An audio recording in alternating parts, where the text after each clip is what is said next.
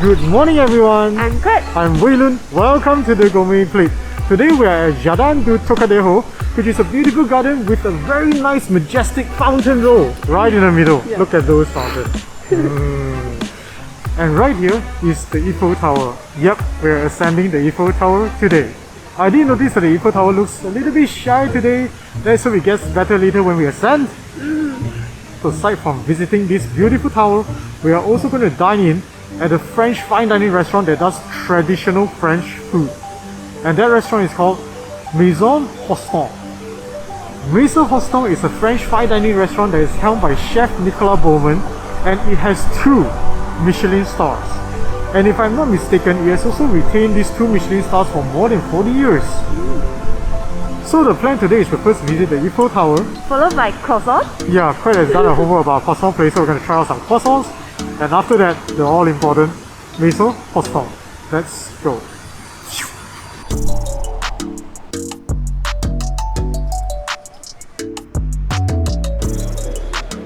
Guys, I gotta be honest, when I first saw the Eiffel Tower on TV, it was beautiful but it was not impressive. But look at it now, up close in the flesh. My god, what a magnificent beauty. You gotta come and visit this place. If you are in Paris, you cannot miss out the Eiffel Tower. Beautiful. You know, from afar you're like, oh, it's a pretty nice looking iron tower. I believe the French locals, they call it the Iron Lady. But as you move up close, wow, the details of the design start to reveal themselves, and I do feel sort of awestruck. I'm usually more of a nature's guy, but this, up close, it gave me the same vibes. Alright, as we're heading to the tower, some quick facts about the Eiffel Tower. It is constructed by Gustave Eiffel, and I believe the construction was completed in 1889. The tower is 324 meters high, which is like a 81-story building. And it is built to commemorate the 100 years French Revolution, as well as being the centerpiece of the trade fair, I think the World Trade Fair. As it was being constructed, actually it was met with a lot of criticism by the well-known intellectuals and the well-known artists back in the day. They didn't quite like the design. But honestly, if you ask me, I think it has stood the test of time. Really, really amazing piece of architecture. So, super pumped. Can't wait to go up. There are 2 ways, by the way, for you to get up to the tower. One is by climbing the stairs, and the other is by taking a lift. Obviously, you pay more money to get up with the lift. And I'm glad we paid for the lift. You do not, I repeat, you do not want to climb the stairs. Trust me. Of course, if you have the time and you're an athlete, by all means, go ahead, climb it. But I'm definitely not an athlete. I'm a foodie, so let's take the lift.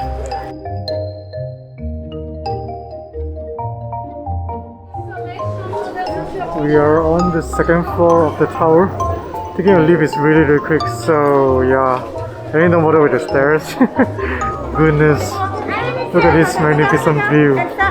Everything just looks so miniature, so small. It's like you're just staring on everyone from the top. And look at those tiny little dots underneath, and those tiny cars that look like, you know, matchbox cars, miniature and small. I don't know if you guys can see, but right over there, there's a bridge over there that looks very, very nice. That is the bridge of, I think, Alexander III, and I think it has been said to be one of the most extravagant bridges that the French have built. If you look at it from afar, it doesn't look very nice, but as you get up close and look at the bronze statues and the sculptures on the bridge itself, it's really, really pretty good. So if you're coming by at the Eiffel Tower, do consider visiting the bridge as well. By the way guys, just walk up one short flight of stairs and you got an unobstructed view from the top. This is even better. There are also telescopes for you to use if you want to look further away, you know, zoom in on certain things on the ground. But of course you gotta pay, I believe it's €2 each. Because today's weather is pretty foggy, so unfortunately you don't get a really good view, and things might look a little bit more gloomy because, you know, it's the winter. I believe during spring or summer will be really nice. We're gonna let this soak in for a little bit more and then we'll head up to the top floor.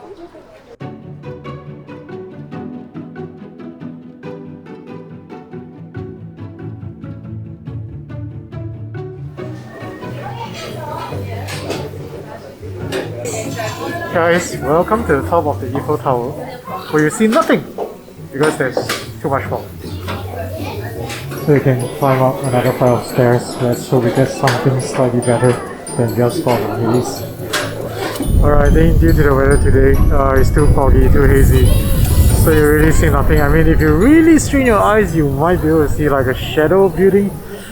But yeah, and they have a shop here selling champagne, so I guess you could buy a glass of champagne and sip it while you're staring out into the fog.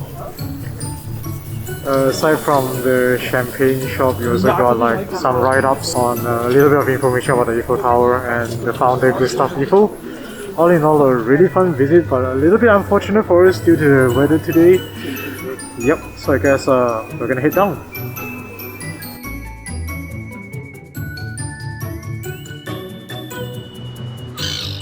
We are now back at the base of the Eiffel Tower. So, visit done, let's head for the croissant.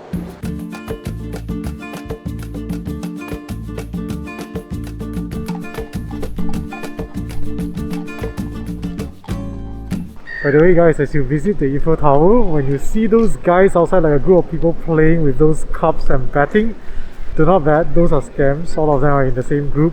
So yeah, just so you know. And also beware of pickpockets. Yep.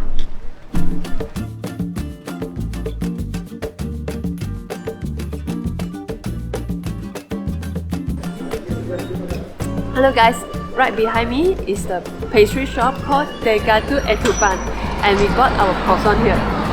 The look is quite delicate and beautiful. It's a very nice butter fragrance. It's a salty butter, I think.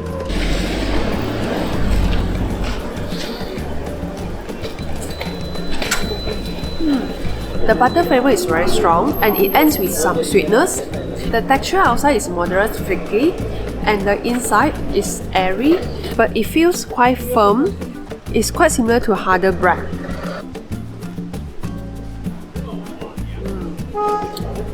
Okay, now I'm ready to go Maison Hoton.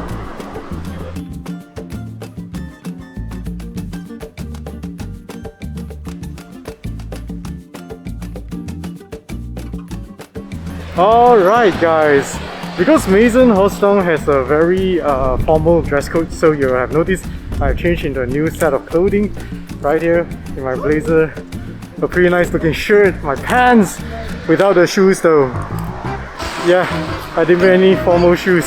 Let's hope they don't kick me out for that.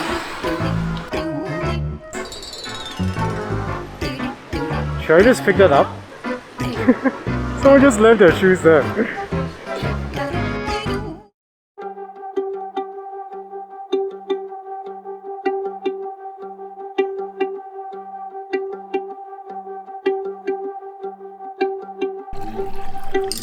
Hey guys, we're now seated in the restaurant and the first thing that hit me is how classic looking the setting is. A very classic setting of plates, wine glasses and water glasses. You've got a hand sanitizer on the side and a very cute Christmas tree ornament decoration, I guess.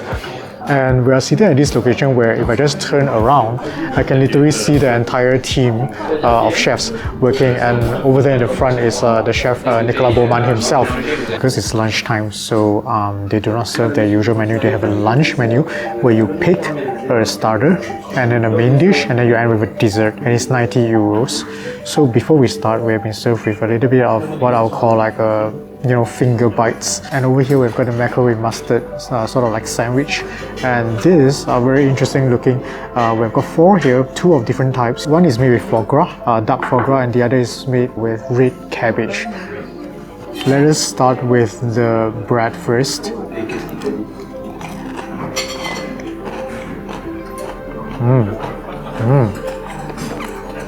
Crispy, salty, and then the fish flavor pulls through. It's almost like a tuna and mayo sandwich, but it is more elevated form. It's pretty good. Next up, let's try the red cabbage finger thing. Oh, it's gooey, like a jelly thingy.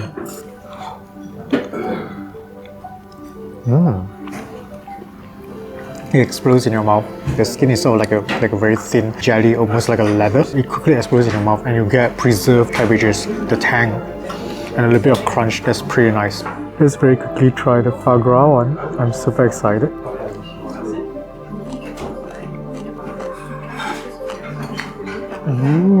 They've just got a way of mixing tangy flavors with the foie gras. So you start with a tang, like some sort of berry. I'm not sure what kind of berry it is. And then the foie gras flavor pulls through. You know, there's like bitterness and that full body flavor.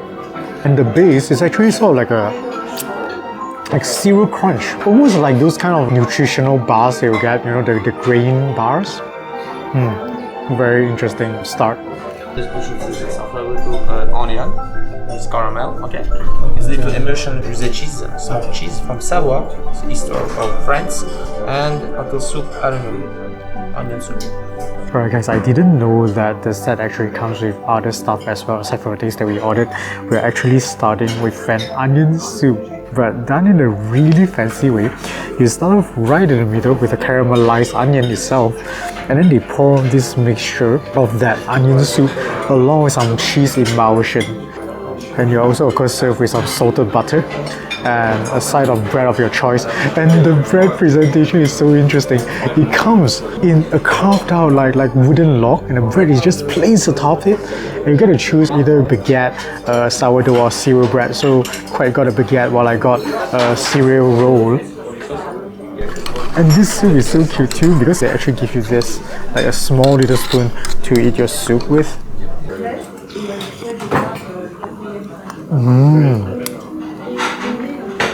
Holy cow! Beach, what do you know about onion soup? This is basically very condensed essence of onion, and the cheese actually gives you that tangy flavor, that sourness that pulls back on that onion sweetness, and it creates a very beautifully delicate tasting. I wouldn't even call it like soup. It's more nearly like a sauce. Oh, this is good. This is good. Oh. I'm going straight for that beautiful onion now.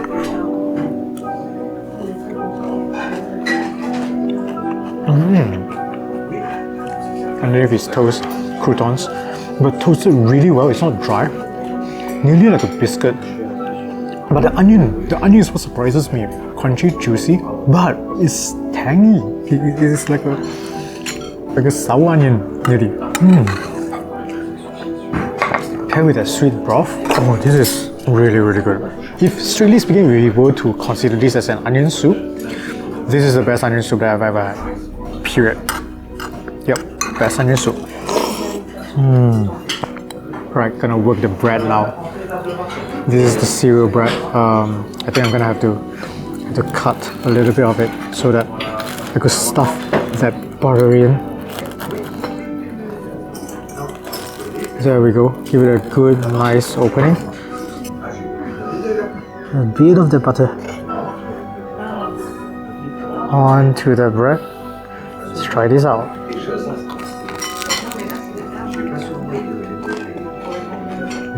This butter is good. This butter is very good.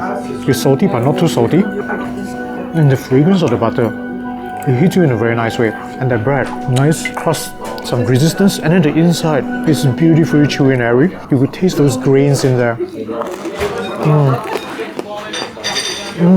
And there's a bit of that flour fragrance as well.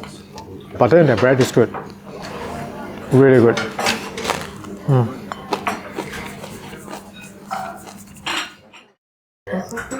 So for your roasted duck foie gras is roasted celiac muslin, and celiac juice. Enjoy it. Thank you. Alright, starters here. Let's start with the roasted foie gras. And it's quite a thick piece, not gonna lie. And on the side, you have got some celiac juice. I'm not too sure what the three pieces on the side are. They have this really cute looking like mounds. Anyway, without further ado, time to cut into the foie gras. Ooh, it's really, really soft and tender. Oh, wow.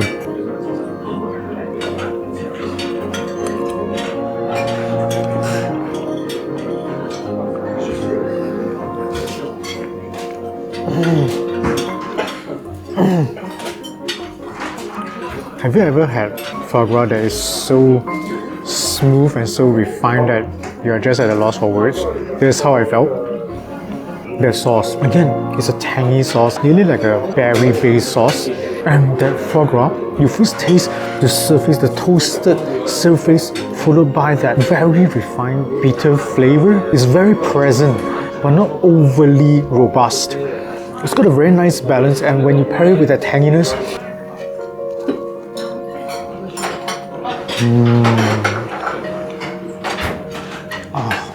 and the foie gras nearly has a sweetness to it. It's like after that bitterness, that liver flavor, you get a little bit of sweetness from the foie gras itself. I think they glazed it. They glazed the surface of the foie gras with some form of berry jam. It really draws to a very, very soothing kind of feeling. It just makes you super excited and super happy. You know, when I mentioned Du Marais has a really good foie gras pate, this is on another level. Of course, it's not a pate, it's literally the liver itself. But this is really, really good. And I think to date, probably the best in this format, the best foie gras in this format that I've had. Next up, the potato looking things. Oh, I don't think it's potato, I think it's probably radish or something. I haven't eaten it, but I'm gonna guess it's some form of grape. It looks like a grape. My goodness, it's not potato. I'm sorry, guys. It's some sort of grape, but it's really, really tangy. It's got a very nice sourness to it, like really refreshing sourness. And the leaf on the top, it gives you a little bit of that bitterness, nearly like a rocket, but not really. And it's got that very herbaceous flavor. Even the celery on the bottom is roasted, and there's this nice umami to it. This is really enjoyable. This is a very, very, very, very enjoyable starter, without a doubt. So good. Next up, the dubbing prawns. I gotta say the presentation of this dish is done really, really well as well. It looks very nice. The colors are popping, that pink, that brown and that green. They create a pretty nice harmonization. It's nearly like this nearly looks like a bridge, like in between the river and the rest are like small little islands on top.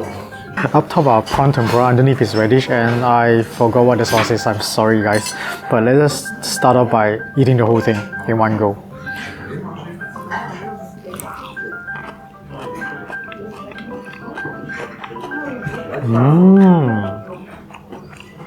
Crispy, oil fragrance, and then the flavor of the prawn pulls through, that seafood robust flavor. I think the sauce is sort of like a lobster bisque kind of base. I believe it's a lobster cream. It adds to that robustity of that small little, I'll call them like dumpling little things. And the radish is tangy, it's sour, it gives you that nice lift to sort of balance out the oil flavor of the tempura. I'm very interested to try out this small little thing with cream. Very sour base kind of sauce. I think again is to tone down on that oil flavor of the tempura. Again, very well balanced dish, very harmonious, and you can tell that every single piece plays a part on this dish. Fish souffle with lobster cream. The biggest classic of this restaurant. Alright guys, mains are here. This is one of their signature classic dishes, pike souffle along with some lobster cream on the sides. And it is also served with a side of rice from Camara. I think it's a region in France. So let us quickly cut into this souffle and try it out first. Ooh. Oh, look at this. Beautiful. There's all that sauce.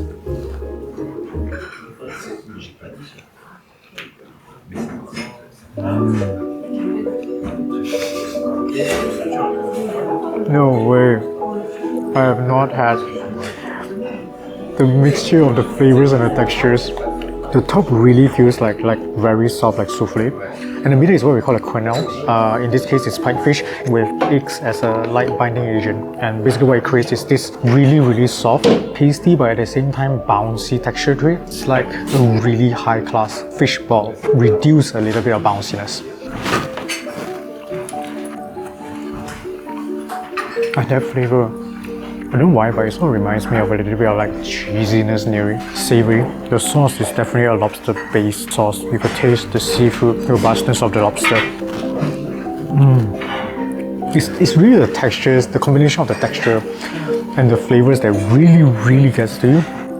Okay, I'm gonna try the rice now. I'm super excited. This is a really good dish. I mean, I've had quenelle before, but not this good.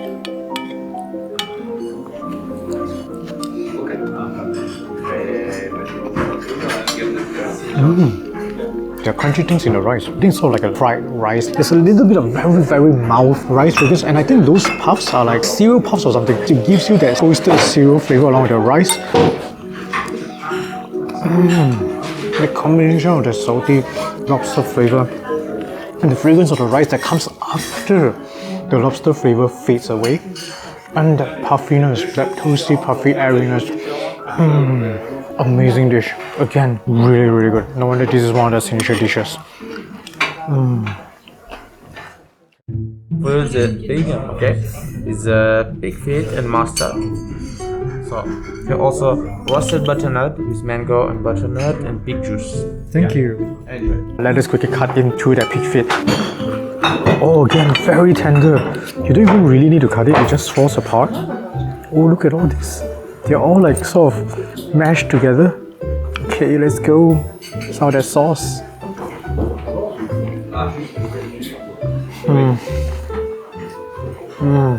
It's so tender, and the balance of the fat to lean meat ratio is done very well. And the flavor, it reminds me of our Chinese lou jiga. It's basically lou jiga. The sauce is sort of like the Chinese black sauce kind of taste. Very nice piece of pork. Very nice piece of pork. You can barely find any weaknesses in this piece of pork. It's done so well.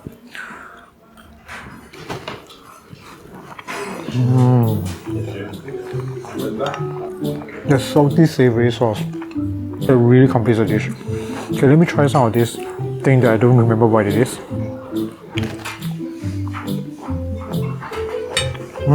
I still don't know what it is. Very vegetable tasting. It's like some sort of turnip. Mango is not too sweet. It's got a nice juiciness. So it cuts down on that pork dish. You know, as you take bite, it might be a little bit too heavy. So it cuts it down. So this is again a very well balanced dish. It complements the pork really well. Yep. Again, another good dish, but that dish though, that pike quinoa with rice, is really good. Sir, the crispy cigar with tobacco Monte Cristo number 5, cognac cream and masala ice cream. Enjoy, please. Alright guys, desserts are served. So over here, this is what they call the crispy cigar, and it's served with a side of ice cream. So in Italy, I forgot what it's called. I think it's like masala ice cream. It's not masala, but something similar. And this really looks exactly like a cigar. And there's tobacco inside with cognac cream. So let's just quickly dive in and crack this thing. Ooh, it breaks apart like a sort of like a biscuit. Okay, I'm gonna eat this now.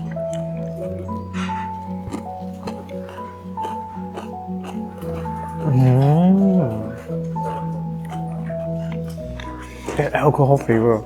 Okay, I don't know anything about alcohol, but it reminds me of like rum in a way. And the outside is nearly like a chocolate kind of, crispy wafer thing. And when you crack it, it's just such a fun thing. Underneath this crispiness, there's this little bit of like leathery texture to it. It's really, really good. There's like a contrast in textures, and the inside is creamy. Oh, the alcohol flavor just hits you again and again. The creaminess, very little bit of sweetness. Key point is that alcohol flavor. Let's try some of the ice cream.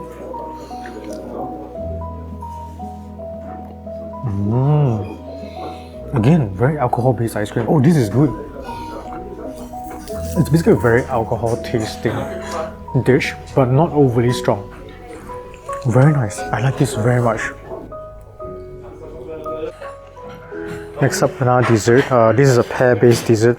We've got some pear ice here, ice cream, and I think at the side is pear. The middle I heard was tarragon. So let's try the ice cream first, shall we?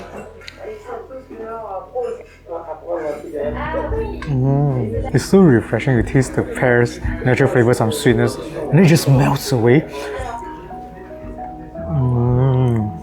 So refreshing. Okay, let us try this now. I don't know how to eat this. I'm gonna just sort of like cut right in the middle. Ooh! It's like a crumbly thing. I'm gonna grab one of this.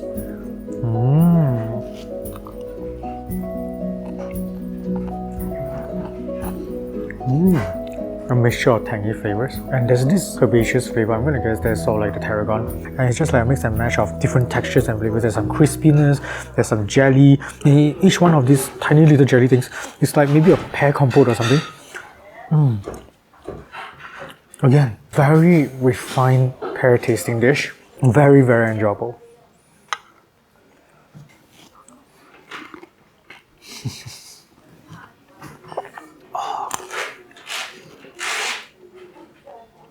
Alright guys, so that's it. We're gonna continue finishing up the dessert and we'll see you guys in a bit for playing time. Gotta rush because they are closing, I think, soonish. So see you in a bit. Bye.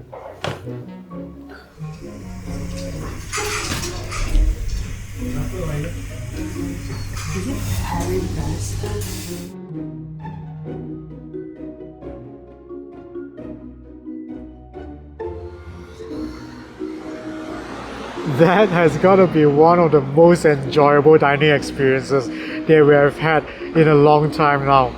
I would say Maison Hostung does a really good job at presenting classic dishes in a pretty creative manner where the flavors play so well with each other and provide a very good harmonization, and it really gives your palate that nice excitement.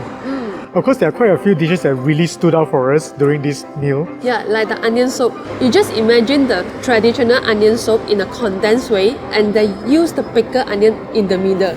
Yeah, that tang, right? Yeah. And the cheese even gives that tanginess. It's just a really, really unique twist to the classic French onion soup. And also the starters, like the foie gras is really perfect. I could not think of a way to make it better. Yeah. Like how it was presented. Crazy, crazy good. Yes. I really enjoyed their signature dish as well, the pied quenelle. Such amazing and really magical flavors together with very unique textures. It's basically the best quenelle that I've ever had, and that rice just pairs so well with that toasty puffs. Yeah. It is crazy, crazy good. So classic but so elevated in flavors. As for the dessert, I like the pear dessert. It's so refreshing. You get to taste the pear in different form and temperature, like the pear ice, pear puree, and the pear compote. Yeah, and of course that cigar dessert. Beautiful. The way it's presented, when they open up the box and the cigar comes out, you're like, that really looks like a cigar. And it's served with this very nice alcohol-based ice cream. Oh, that is so tasty. That cigar as well, just that alcohol flavor, it just balances so well with that bitterness and the amazing texture of the foamy cream within and that crispy layer on the outside. All in all, it was really, really great. And really, for 90 euros, right, for one starter, one main and one dessert, it's a no-brainer, really. It's really, really worth the money. Crazy, crazy good. And I really could not stress enough how well the team at Maison Hostung and Chef Nicolas has presented all these classical dishes. And with that being said, Maison Hostung scores a 2 plate on the gourmet plate, which means it is some sophisticated culinary inducing multiple mouthgasms. It is a must try for us. So there you go, our dining experience at 2 Michelin star Maison Hostung. That's it for our food vlog for the week. Hope you have enjoyed this food vlog. If you did, do consider giving us a thumbs up. If you yet to subscribe, do consider subscribing and hit the notification bell button. Till we eat again next week in Paris. Bye bye.